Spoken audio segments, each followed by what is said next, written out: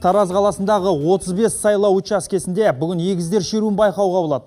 Шеру сайлау үдерісіне жаңа реңкі бергендей. Бір-бірінен айнымайтын Айма мен Шолпан Бақтыбаевалар өздеріне халықтың назарын аударды. 20 жастағы апалы сіңлі қыздардың біреуі қаржы саласын игерсе, екіншісі дизайнерге оқиды. Бүгінгі сайлау науқанында бай салтын танытқан егіздер кімге дауыс беретіндерін бір ауыздан шешкен.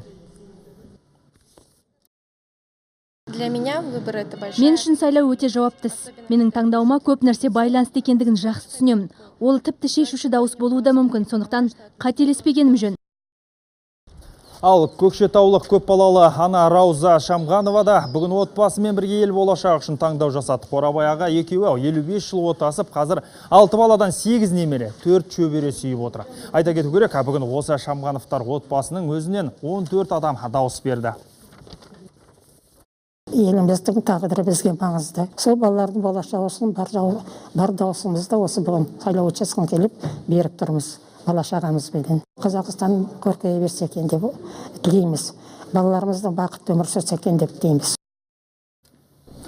Ақтау халқы сайлауда белсенділік танытты. Ел болашағы үшін дауыс бергендердің қатарында мүмкіндігі шектеулі азаматтар да бар. Солардың бірі Паралимпиада ойындарының жеңімпазы Ерболат Алтаев. Жастайынан кемтарлығына қарамастан жағажай волейболының шебері.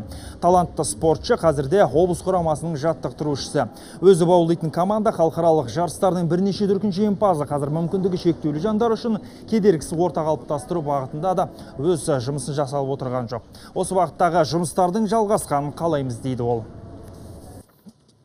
Мен бүгін даусымды беріп, еліміздің болашағы үшін дұрыс таңдау жасадым. Еліміз қарқынды дамып келе жатыр. Елбасымыздың қолдауының арқасында біз мүмкіндігі шектеулі азаматтарға қолдау беріп жатыр.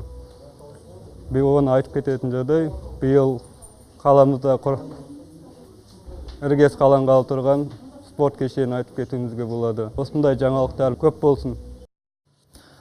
Талдықорғандағы Бірлік мүгедектер қоғам төрайымы Роза Ақжеркенова да тағдыр салған ауыртпалыққа мойымай келе жатқан қайсар жан. Қашанда қоғамдық жұмыстардың бел ортасында жүреді. Мүгедектер мәселесіне қатысты талай сұрақтың шешім табуына ықпал етті. Бүгін ол өзінің бастамасымен салынған пандуспен нөмір 9 мектептегі 977 сайлау учаскесіне кіріп, төл таңдауын жасады.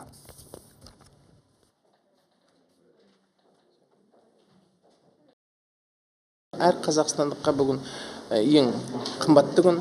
Менің дауысымнан байланысты ғой, ертең менің келешегім. Әр адам дауыс берсе, ол дауыс беру деген ол біздің келешегіміз.